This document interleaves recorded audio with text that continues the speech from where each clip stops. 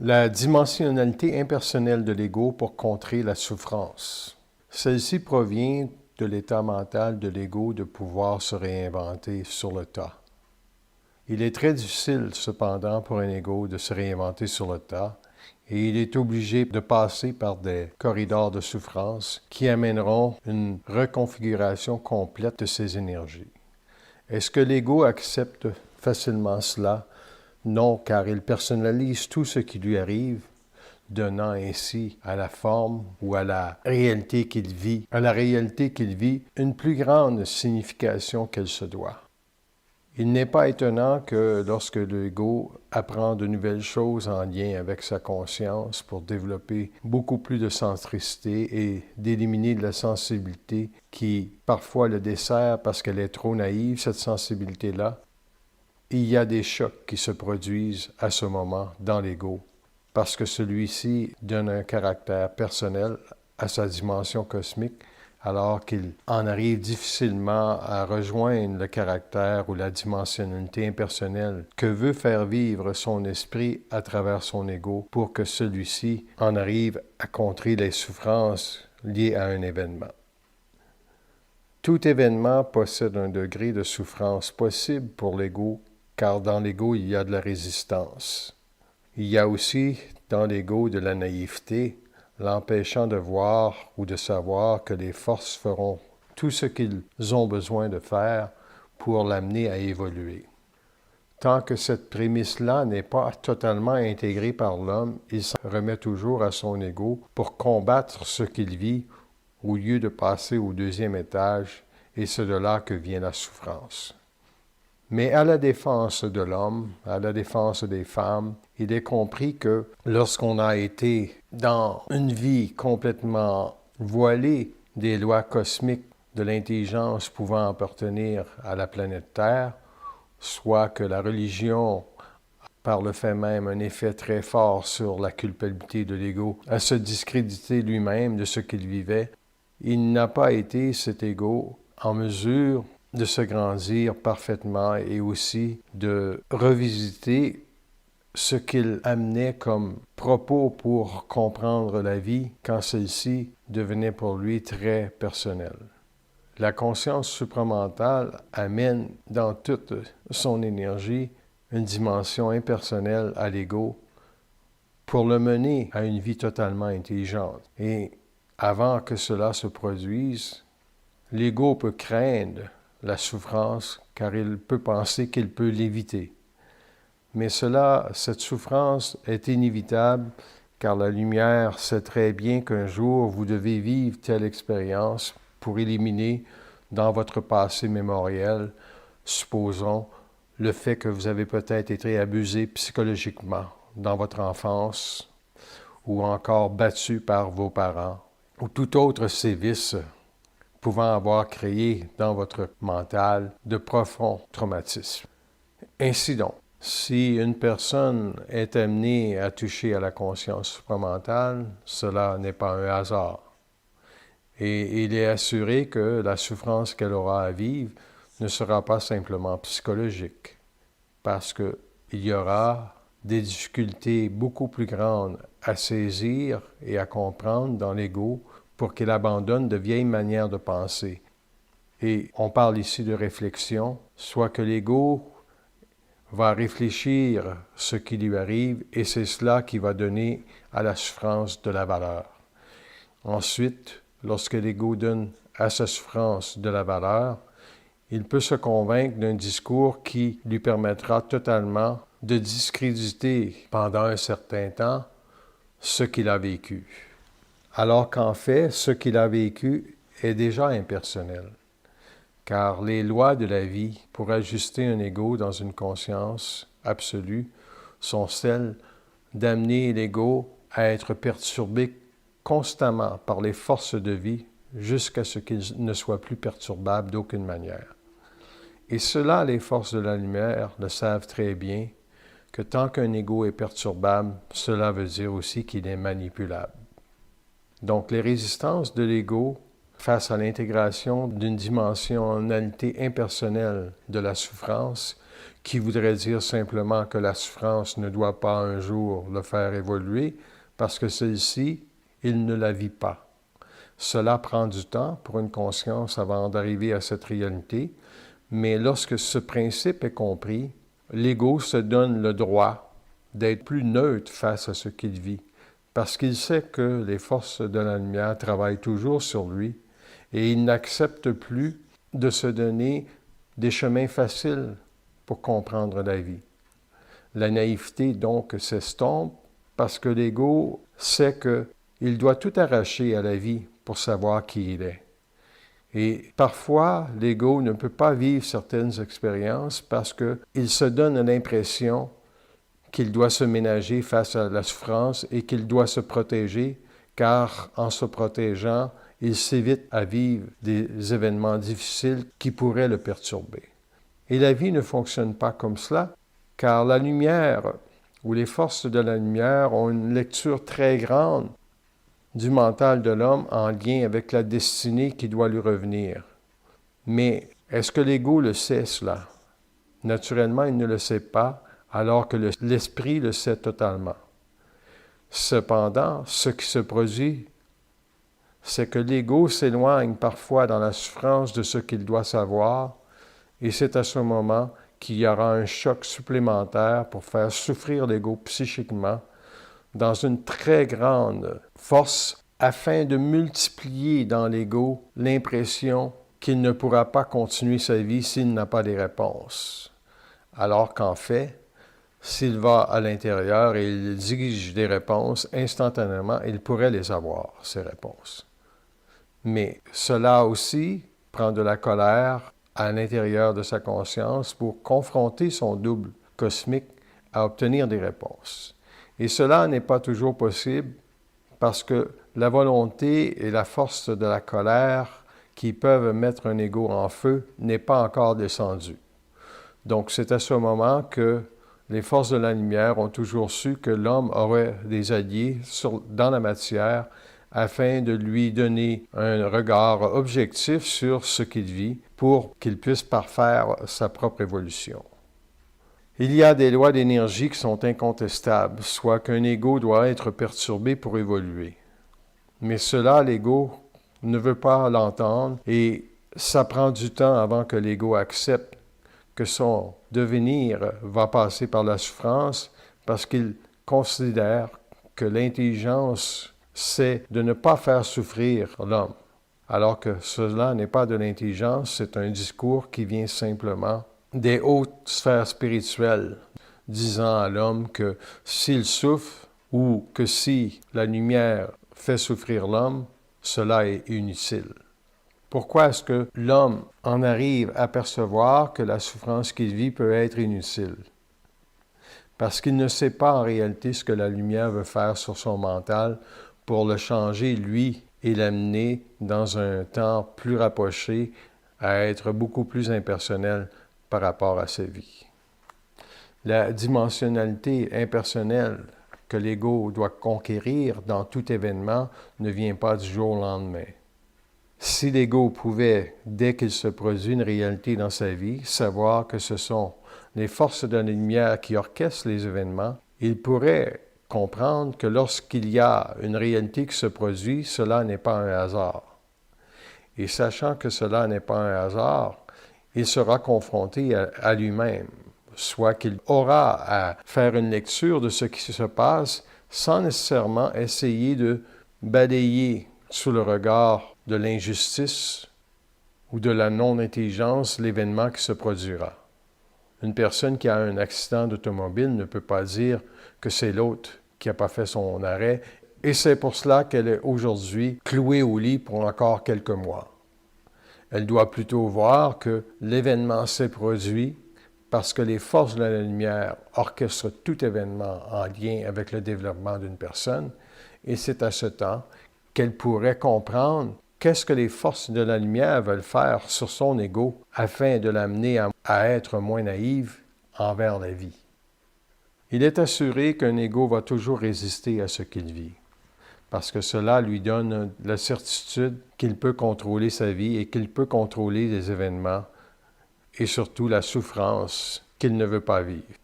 Mais cela est-il réellement possible de contrôler les événements alors qu'une vie est totalement amenée dans son courant d'énergie à devenir beaucoup moins polarisée et à être beaucoup plus cosmique dans le sens du terme, soit que l'ego qui n'a pas abattu toutes ses craintes restera toujours dans une dimension personnelle de sa vie. Il ne peut pas, par le fait même, se sortir des expériences qu'il vit froidement, car il ne les voit pas extérieures à lui. Il les croit personnelles, et en les croyant personnelles, il lui accorde à celle-ci une valeur. Naturellement, la valeur qui sera accordée à ces événements permettra à son ego de se calmer, mais pas nécessairement de comprendre ce qui lui arrive et pourquoi cela lui arrive dans sa vie. Il n'y a aucun ego qui peut espérer vivre dans la conscience supramentale une vie sans difficulté. La vie est faite de haut et de bas et d'opposition pour tester l'ego dans l'état de ses craintes face à la vie. Plus l'ego a de la crainte, plus il sera naïf, et donc, s'il est naïf, il donnera plus facilement des valeurs spirituelles à la vie parce qu'il ne peut pas être froid lui-même pour parler sa vie et savoir pourquoi les forces de la lumière ont créé dans sa journée un accident pouvant le mener vers une plus grande prise de conscience à l'égard de ce qu'il est dans sa vie.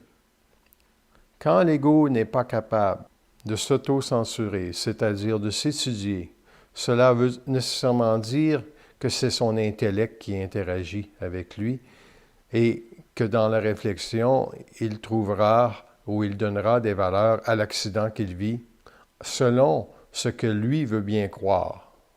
Mais s'il était capable à tout instant d'être dans une dimensionnalité totalement impersonnelle, il s'adresserait automatiquement à son double pour lui poser la question suivante: qu'est-ce qui se passe? Ou pourquoi cela se passe-t-il? À ce temps, l'esprit répondra directement à l'ego et lui dira: vous vivez cette expérience car nous voulons changer tel aspect en vous. Certainement, cette réponse ne sera pas suffisante, car l'ego doit aussi se rebeller contre cette réponse, mais de le faire d'une façon constructive parce que cela est voulu par les forces de la lumière, que l'ego monte en vibration et en colère pour confronter les réponses que son double lui donnera. Cela fait partie de faire descendre l'esprit dans la matière afin que l'ego devienne totalement impersonnel dans la matière. Donc, le processus pour l'ego, afin de devenir impersonnel, sera toujours celui d'amener l'esprit à lui répondre comme il se doit. Et ce comme il se doit-là ne vient pas au départ, car le dialogue ou le monologue du départ est toujours que la lumière a autorité sur la conscience de l'homme jusqu'à celui-ci soit en mesure de gagner en autorité la force des confrontés dans leur verbe. Et c'est à ce temps que l'impersonnalité de l'ego se développe parce que l'ego n'est plus intéressé autant à ce qu'il a vécu parce qu'il est déjà dans un processus d'arracher la réponse afin de contredire d'une certaine manière la réalité que la lumière doit toujours avoir le dernier mot sur sa vie. Et la lumière sait très bien que si elle avait toujours le dernier mot sur la vie de l'homme, cela répondrait à la domination totale de la descente de l'homme dans la matière, et ce n'est pas le cas, car la lumière ne peut pas briser ou brimer l'état atomique de l'ego quand celui-ci se met à parler dans un langage totalement impersonnel. Parce que, étant donné que l'atome est élevé à un niveau vibratoire plus élevé, qui conjointement permet l'unification de la volonté, l'intelligence et de l'amour, l'homme se retrouve à ce moment dans un discours totalement impersonnel pour expliquer aux forces de la vie comment doit aussi être respecté l'homme dans la matière. Mais si un ego tente cette réponse avant même d'avoir traversé suffisamment de corridors de naïveté à l'égard de l'invisible, il sera toujours piégé par le mensonge cosmique, soit qu'il ne sera pas capable de comprendre que tout ce qu'on fait en lien avec sa conscience est pour l'amener à être totalement impersonnel. Donc, pour que l'ego soit froid et qu'il en arrive à vivre sa vie impersonnellement, il faut d'abord qu'il ait intégré suffisamment sa conscience en lien avec un besoin très-personnel de se donner une identité unique.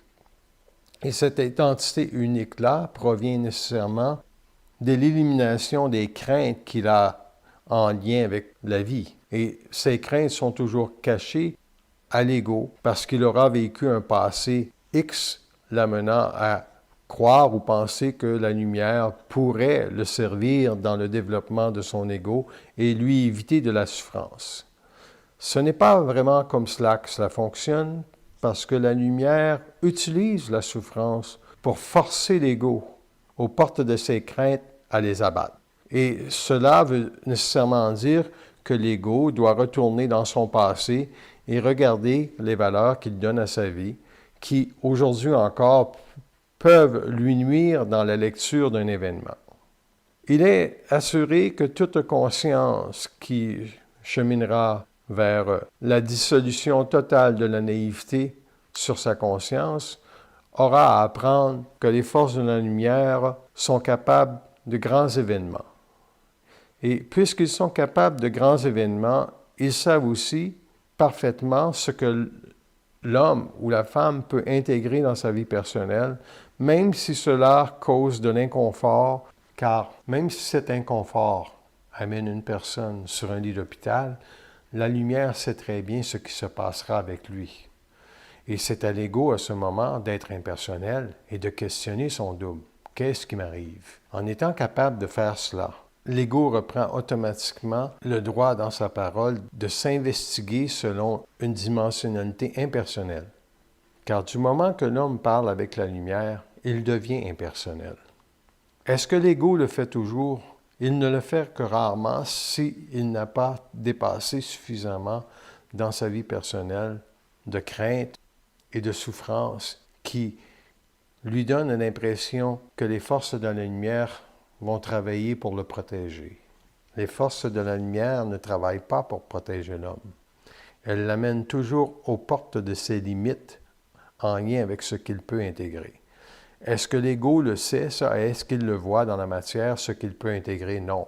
S'il le savait, il y aurait longtemps qu'il ferait des actes lui permettant, cet ego, de pouvoir transcender des formes rapidement. Mais s'il transcendait des formes rapidement, serait-il plein intelligent dans la lecture de la vie? Pas nécessairement, et c'est pour cela que la lumière tient toujours les rênes de la souffrance pour s'assurer qu'elle soit capable d'ajuster l'ego d'une manière si parfaite qu'il ne peut pas se réfléchir et penser que sa vie doit être plus grande que le projet cosmique de la destinée évolutive de la Terre. Cette destinée évolutive étant d'amener un ego à être totalement transparent et sans réflexion pour pouvoir être lui-même une lumière sur la Terre en lien avec une conscience fusionnée aux sphères invisibles qui permettront un jour à l'homme d'être le plus grand ambassadeur dans les espaces connus et inconnus pour le moment de sa conscience. La dimensionnalité impersonnelle de l'ego est nécessaire pour contrer la souffrance, parce qu'elle va amener dans le mental de l'homme la réalité suivante. Une pensée peut totalement amener un ego à se réfléchir et ensuite l'amener à être victime de ce qu'il vit, car il se croira incapable de comprendre ou de saisir que la vie n'appartient pas à un ego qui se réfléchit, mais que la vie appartient à un ego qui est capable de voir la multidimensionnalité de celle-ci en lien avec son évolution pour qu'il puisse recadrer sa vie parfaitement et ne plus souffrir de ce qu'il a vécu dans le passé. Toute personne qui a une mémoire en lien avec ce qu'elle a vécu dans le passé ne sait pas possiblement qu'elle n'est pas totalement autonome en conscience pour vivre sa vie. Elle peut penser, cette personne, que cette mémoire est simplement une mémoire. Ce n'est pas simplement une mémoire, parce qu'il y a une cristallisation des énergies du passé qui, dans leur potentiel d'expansion, agissent toujours sur la pensée et la psyché de l'homme pour l'amener à le manipuler. Et ces mémoires doivent être transmutées, c'est-à-dire que si vous avez vécu quelque chose de difficile dans votre jeunesse et que vous sachez, lorsque vous ravivez cette mémoire-là, si celle-ci est froide ou pas, vous pouvez savoir si vous êtes manipulable ou non en lien avec les valeurs que vous donnez à la vie. Par exemple, s'il y a une émotivité en lien avec la valeur que vous avez vécue, le discours sera totalement biaisé également. Supposons que vous reprochez à vos parents d'avoir été trop durs envers vous. Il est assuré que le reprochement que vous faites de dire qu'ils ont été trop durs avec vous n'inclut pas le regard de la lumière lorsque vous dites cela.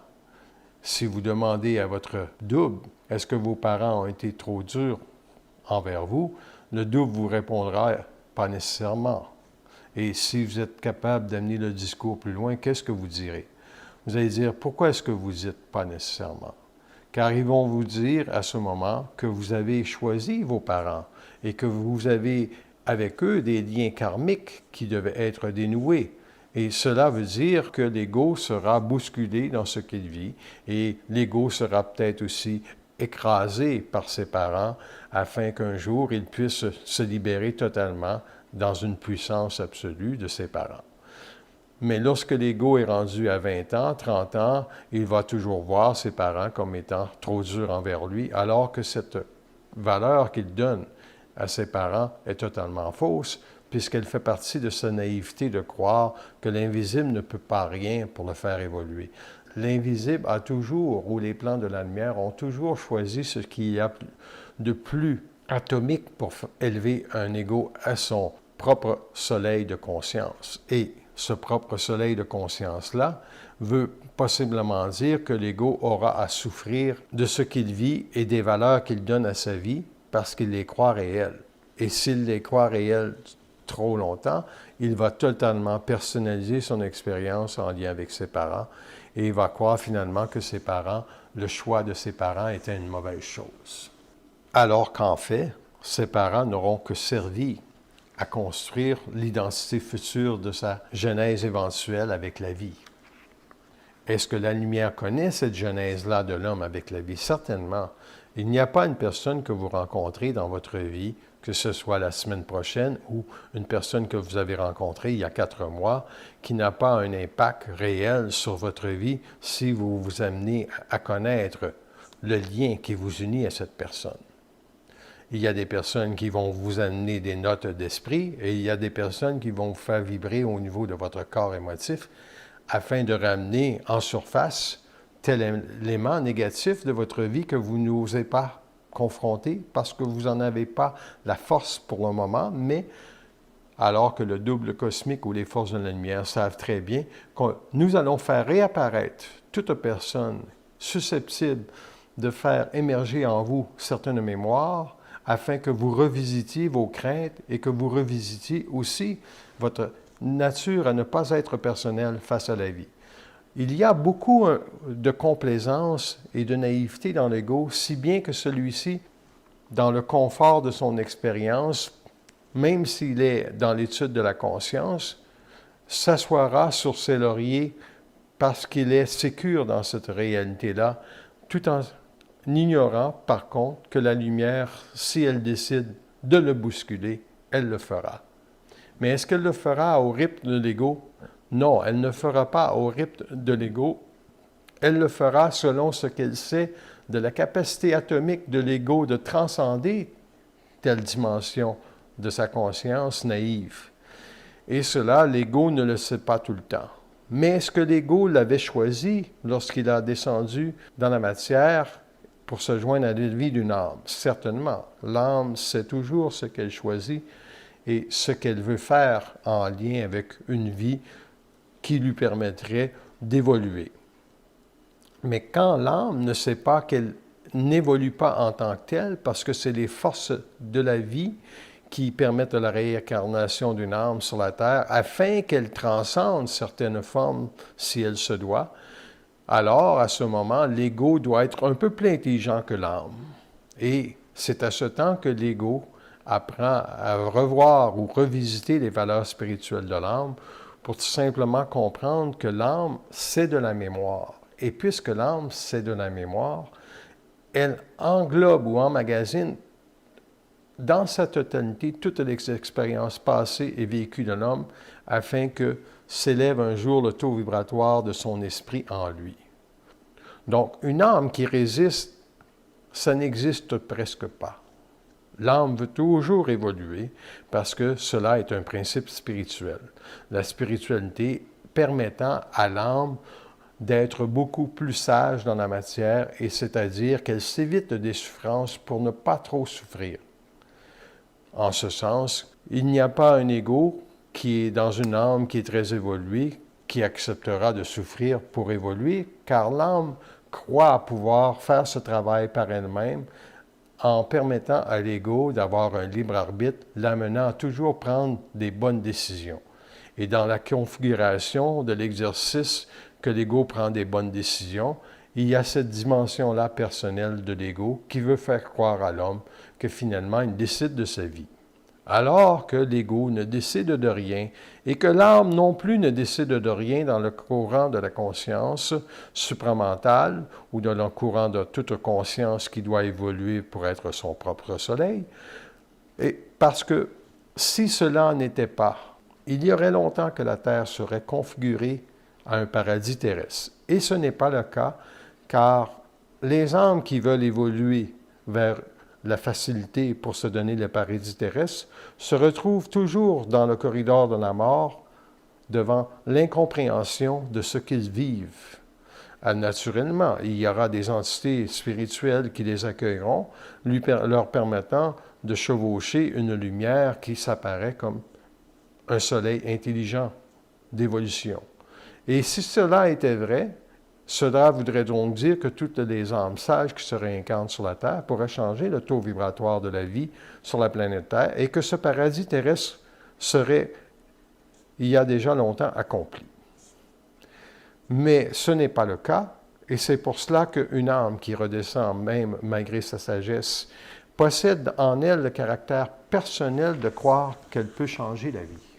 Lorsqu'on regarde le mouvement environnemental pour dépolluer la Terre, nous pouvons comprendre que les âmes qui s'attaquent à cette difficulté de l'homme à ne pas polluer son environnement est très sérieuse. Et pourtant, ce qui arrivera aura à arriver. Car les forces de la lumière vont utiliser la pollution de la planète pour faire ce qu'il se doit en lien avec les éthers qui doivent être élevés en vibration et les éthers qui doivent être tout simplement abandonnés pour permettre une restructuration des énergies atomiques de la Terre en lien avec l'évolution de l'homme dans sa conscience. Il est assuré que l'homme scient ou l'homme conscient n'amènera pas la pollution sur la Terre lorsqu'il sera en mesure d'effacer dans sa conscience toute la naïveté à l'égard de ce qu'il est face aux lois de la vie. Les lois de la vie étant qu'on ne pollue pas l'environnement dans lequel on vit. C'est-à-dire que si vous avez un appartement et qu'il n'est pas en ordre, c'est à vous de le savoir pour nettoyer les terres.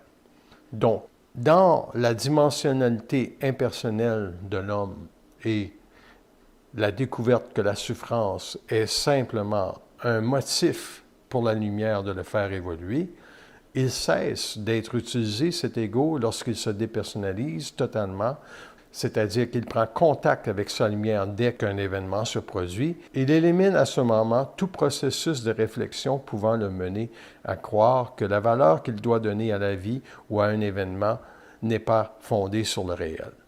Tout est pour la lumière fondé sur le réel que l'homme doit un jour être mis en échec dans son ego pour qu'il cesse de se réfléchir.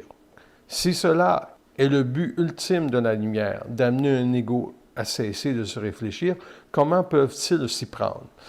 Ils s'y prennent de diverses façons, soit par les lois d'accident, soit par des discours qui amèneront l'ego à être perturbé dans ce qu'il entend, ou simplement parce qu'il y aura des mémoires de l'âme qui jailliront lorsque une personne mettra en éveil telle émotion chez vous.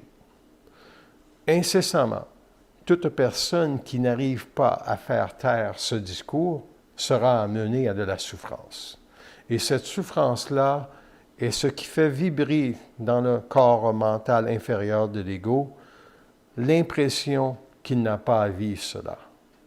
Et si l'homme savait que tout ce qu'il vit arrive parce que cela doit arriver, il n'irait pas dans la souffrance et ne lui donnerait pas de valeur.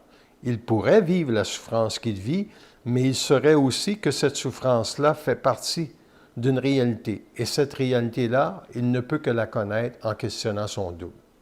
S'il ne questionne pas son double, il va personnaliser son expérience et il peut, avec le temps, s'éloigner de plus en plus de ce qu'il doit élever dans sa vie pour être davantage unique en conscience et beaucoup moins polarisé par les événements qui jaillissent ici et là au cours de sa vie. C'est certes après avoir vécu de très grandes souffrances comprises par l'ego à l'intérieur d'une descente d'énergie atomique de l'esprit dans cet ego que l'ego est capable par la suite de dire « c'est intelligent de l'intelligence ». Mais cela prend énormément de temps avant que l'ego puisse dire « c'est intelligent de l'intelligence », dans ce sens qu'il peut savoir que tout ce qui lui arrive ne possède aucun caractère personnel lié à ce qu'il doit réfléchir, mais lié à la compatibilité de son ego à établir qu'il est un propre soleil de lumière avec les forces de vie. Cela fait en sorte qu'il devient lui-même un guerrier de l'espace. Et pour être un guerrier de l'espace, l'homme doit s'habiter complètement. C'est-à-dire que toutes les mémoires en lien avec son passé doivent être épurées. Si vous avez même des mémoires en lien avec un alcoolisme, vous aurez simplement à éliminer ces mémoires et savoir que si vous prenez un verre de vin, cela n'est pas de l'alcoolisme, mais cela est simplement parce que c'est un plaisir de vie pour vous. Mais si vous prenez 5 verres de vin, vous avez une dynamique qui n'est pas encore totalement corrigée.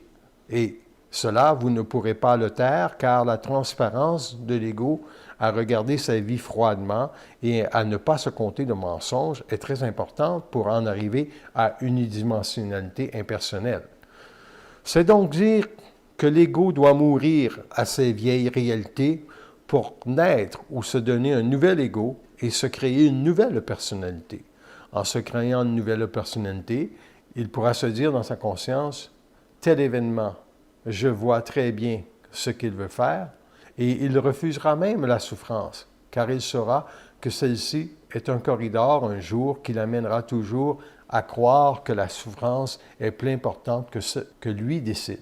Et c'est lorsque l'ego est capable de décider sur le potentiel de mettre en mots ce que lui pense, ce que lui perçoit de la vie, parce que vous pouvez facilement vivre un accident et questionner l'accident d'une telle froideur, dans le sens, vous allez dire, qu'est-ce qui se passe? Et la lumière vous répondra, oui, ceci est pour ajuster telle chose dans votre ego. Et vous, à ce moment, vous allez dire, parle-moi comme du monde, parce que je sais très bien que tu me dis des petites réponses que tu me servais il y a déjà plusieurs années. Et naturellement, l'esprit aura à vous dire si votre discours est réellement celui-là, parce qu'il dira, cet esprit, oui, c'est ça, vous avez totalement saisi le point de vue, car ce que la lumière veut faire avec l'homme, c'est de l'amener à un constat vibratoire, ne pouvant plus l'assujettir à aucune forme d'énergie qui n'émane pas de lui. Et lorsque l'ego émane, qu'il dit dans sa parole, c'est cela, la lumière est obligée de répondre, c'est cela. Cela veut dire qu'il n'y a plus de souffrance dans son mental et que son mental supérieur a été élevé à une vibration si haute qu'on ne peut plus par la suite lui donner des réponses incomplètes face à ce qu'il exige de la vie. Soit que, oui, l'accident a provoqué telle chose, mais ce n'est pas simplement cela que l'accident a produit, car vous avez très bien compris que vous saviez que je vous confronterais face à ce que vous alliez me répondre. Et la lumière vous dira, oui, nous savions que vous seriez en mesure de nous confronter, et c'est toujours cela que nous avons cherché, soit que l'homme devienne totalement indifférencié dans sa parole et totalement impersonnel dans son énergie, afin qu'il puisse être ce que nous sommes sur le plan de la lumière, totalement impersonnel.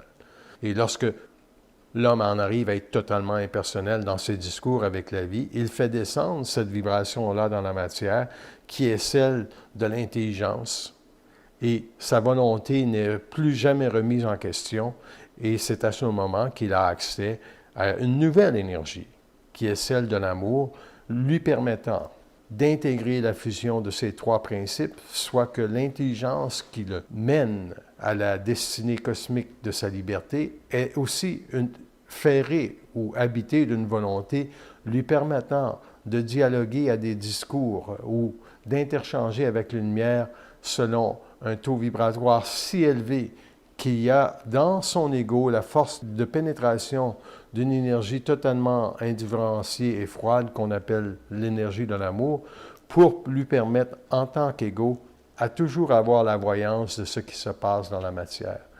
C'est comme si une personne voyait maintenant la vie à 360 degrés, alors qu'avant, elle la voyait à 180 degrés.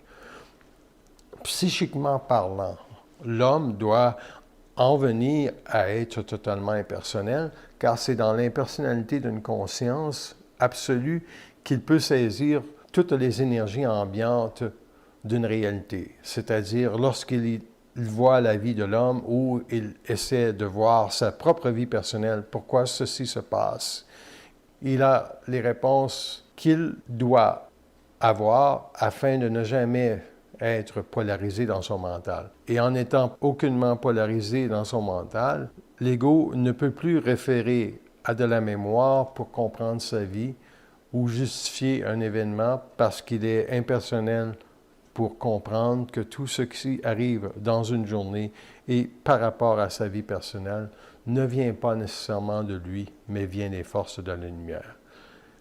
Est-ce que les forces de la lumière ont toujours eu autorité sur tous les événements d'une journée? Naturellement. Même si l'ego pense qu'il décide, il y arrive parfois de croire qu'il décide parce qu'il veut passer une bonne journée. Mais cette bonne journée peut être perturbée à tout moment parce qu'il peut arriver un événement que l'ego ne peut pas décider et c'est à ce moment-là que sa vie change totalement. Est-ce que la vie un jour sera totalement libre et impersonnelle?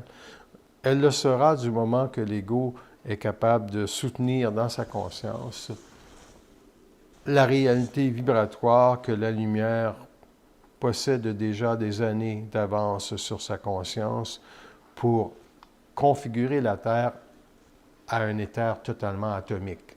En ce moment, ce qui se produit sur la Terre, c'est que le phénomène de l'âme n'est pas suffisamment épuré et c'est cette âme qui donne à la Terre sa configuration énergétique. En ce sens, puisque l'âme est un noyau mémoriel, il n'y a que très peu d'intelligence qui descend sur la Terre, car l'aura de la Terre est soumise à des lois astro-rythmiques et animales, ne lui permettant pas d'être totalement habitée par de la lumière.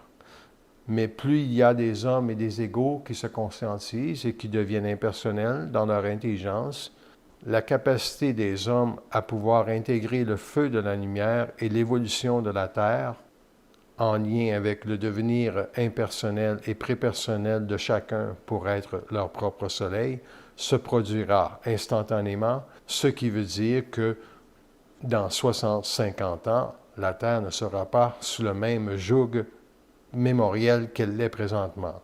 Il y aura eu énormément d'événements pour bousculer les égos qui seront capables d'absorber le choc impersonnel de ces événements en lien avec ce que la Terre doit vivre pour évoluer, et il y aura des âmes beaucoup plus attaché à l'insécurité que la vie planétaire vivra une certaine fin en soi, alors que cela n'est aucunement possible, puisque les forces de la lumière n'abandonneront jamais la Terre à la noirceur. Il est donc su qu'il y aura des âmes qui ne seront pas capables de supporter le cycle évolutif qui prendra cours dans les prochaines décennies. En ce sens, il y aura des âmes qui se réincarneront seulement beaucoup plus tard, afin de ne pas abaisser le taux vibratoire de la Terre pour qu'elle connaisse son expansion énergétique. C'est donc de tout cela qu'on parle. Quand un ego résiste, il résiste à quoi? Il résiste à laisser derrière ce qu'il connaît pour embrasser le vide et être ce qu'il doit être. Et la souffrance, c'est à ce moment qu'elle sert. Elle empêche l'ego de vouloir évoluer trop vite et de croire que toute son évolution dépend uniquement de lui, même si l'évolution de l'ego et de l'homme dépend de lui. Mais lorsque l'ego s'intellectualise et considère que sa volonté à le faire évoluer doit l'amener à sauter des grands pans de sa vie sans qu'il ait à vivre des événements difficiles, cela fait partie de la naïveté et cela fait partie de l'incompréhension de l'homme que s'il n'y avait pas de souffrance pour faire évoluer l'ego, celui-ci serait tellement orgueilleux qu'il penserait qu'il est lui-même le propre soleil et la propre intelligence pouvant servir l'évolution de la Terre. Il y a énormément de gouvernements sur la Terre qui veulent faire le bien et qui n'y arrivent pas. Pourquoi cela? Parce qu'ils ne savent pas que tout ce qui est gouverné par un ego qui n'est pas impersonnel devient une affaire personnelle. Et ce qui devient personnel, c'est quoi? C'est souvent de la vengeance, c'est souvent de la compétition pour simplement prouver que nous sommes en tant que pays ou que nous pouvons tout simplement gérer l'environnement en étant scients des lois de la science.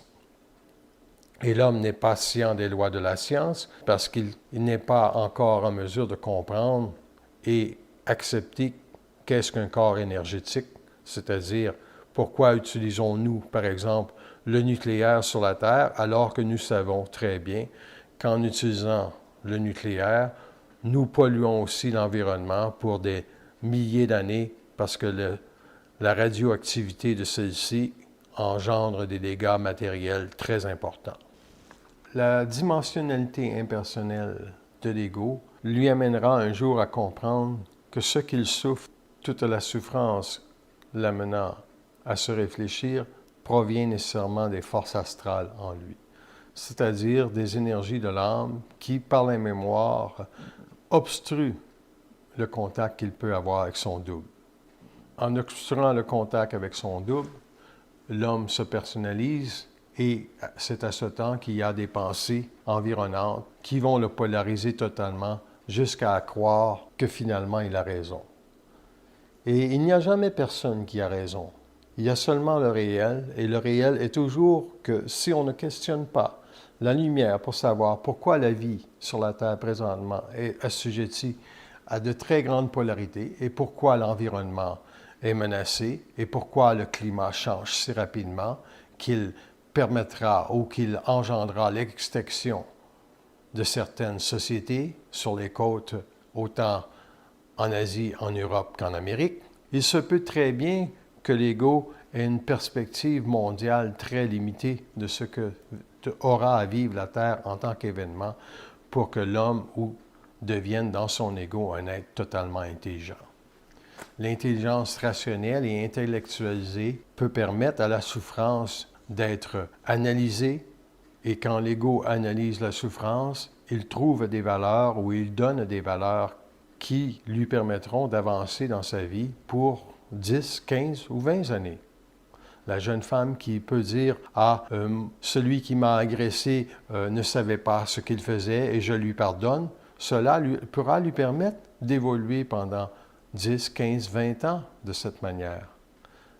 Cependant, est-ce que c'est cela qui fera d'elle une conscience autonome pour comprendre que la manipulation de la conscience de celui qui l'a agressé restera toujours comme une mémoire sur sa conscience, et c'est cela qu'elle doit se débarrasser, cette mémoire, car un jour ou l'autre, il y aura un événement dans sa vie qui fera naître à nouveau cette mémoire-là et qui la ramènera à la surface pour lui faire vivre de la culpabilité ou encore un sentiment d'impuissance face à la vie, ne lui permettant pas de monter en vibration pour aller chercher dans sa conscience d'autres soleils de lumière qui pourraient lui permettre un jour d'être totalement libre.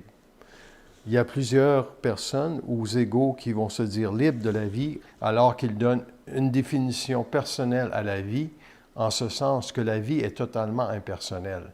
La vie va décider de toute évolution qu'il y aura sur la Terre parce que la vie est sous l'ordre gouvernemental des forces de la lumière. Et de dire que l'ego peut contrôler sa vie, c'est simplement de croire qu'il peut contrôler les événements.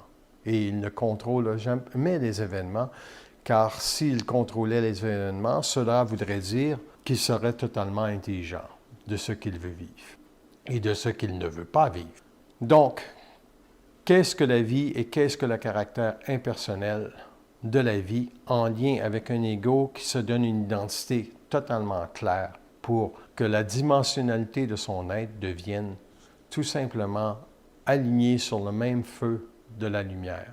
Cela permet à l'ego, en étant aligné sur le feu de la lumière, une seule et unique compréhension de la vie. Et c'est comme cela que l'homme dompte la vie. Il la dompte parce qu'il réussit dans sa conscience à ne pas lui donner de valeur, pouvant l'assujettir éventuellement à un piège qui le fera souffrir. Car aussitôt que l'ego donne une valeur à une réalité qui n'est pas réelle, cela veut dire qu'il y aura d'autres événements dans sa vie qui se placeront pour faire exploser la naïveté qui s'est créée dans son mental et l'amener à souffrir suffisamment pour qu'il re-questionne et repositionne sa liberté selon un angle d'intelligence absolue qui est aussi le même regard que celui de la lumière en lien avec ce qui est intelligent et ce qui ne l'est pas. Quand l'homme est dans l'énergie de l'intelligence, son ego devient totalement aligné à une volonté qui ne lui permet plus de se réfléchir. Et en ne pouvant plus se réfléchir, il est toujours habité d'un rayonnement d'intelligence impersonnelle, c'est-à-dire qu'il ne donne aucune valeur à sa vie, sinon que celle d'être bien dans sa peau, bien dans sa tête, pour tout simplement ne pas être manipulé par aucune forme de la vie pouvant lui faire croire qu'il n'est pas grand s'il est grand. Quand l'homme sait qu'il est grand, il n'a pas à croire qu'un événement est personnel, parce qu'il sait tout simplement que la vie est impersonnelle. Et ce faisant, les forces de la lumière acceptent de traiter avec l'homme d'une manière totalement froide parce qu'ils le savent lui aussi froid. En ce sens, il est assuré que la voyance que l'ego détient sur la vie est toujours un peu prémonitoire parce qu'il peut percevoir ou pressentir qu'un événement va se produire, ce qui lui permet à cet ego de tout simplement habiter sa propre conscience selon le fait qu'il est autonome en conscience face à la vie et que celle-ci ne peut rien pour lui faire vivre telle ou telle émotion.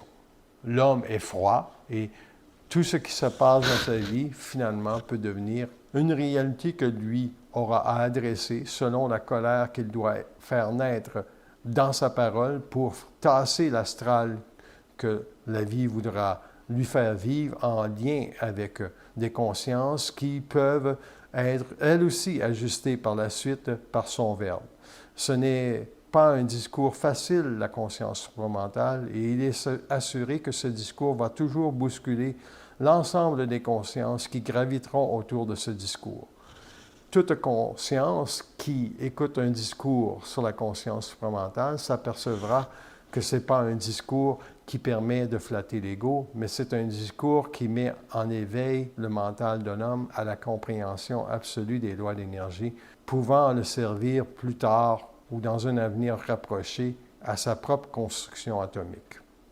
C'est dans ce sens que lorsque l'homme personnalise la vibration ou personnalise la vie, il donne un caractère personnel à ceci, et c'est cela qui l'amèneront un jour à vivre de l'orgueil, car il croira qu'il est rendu à tel point de conscience ou d'évolution dans sa vie, alors qu'en fait, il réfléchit toujours la vie, cet ego, et il ne sait pas qu'un jour la lumière le cassera pour qu'il ne se réfléchisse plus.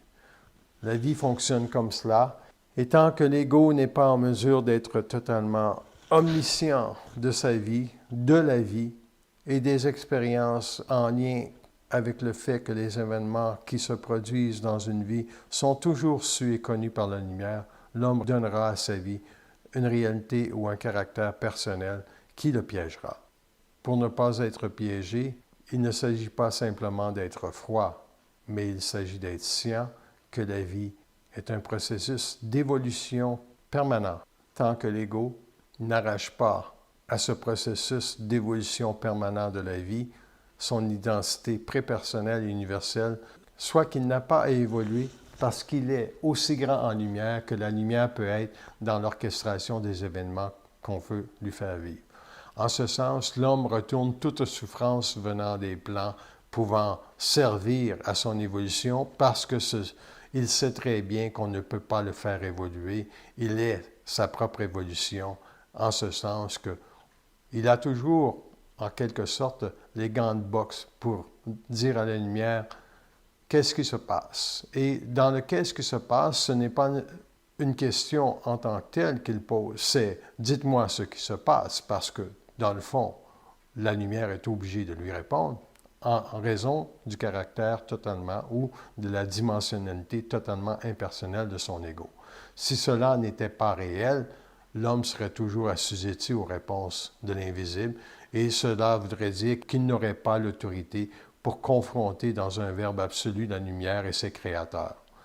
La création de l'homme fait partie de la liberté de conscience que dans toute création, on ne peut pas garder l'atome prisonnier de sa propre maison. Cet atome doit exploser, évoluer, s'auto-gérer et devenir par la suite un créateur de ses propres univers. C'est pour cela que l'ego, tant qu'il résiste au caractère ou à la dimensionnalité impersonnelle de la vie, il ne fait que souffrir inutilement jusqu'à ce qu'il comprenne ce principe, que la souffrance sera toujours utilisée par les forces de la lumière tant que lui ne l'éliminera pas complètement de sa vie. Et pour l'éliminer complètement de sa vie, l'homme doit être omniscient et connaître absolument le dialogue qu'il a pour ne jamais permettre à son ego de se réfléchir.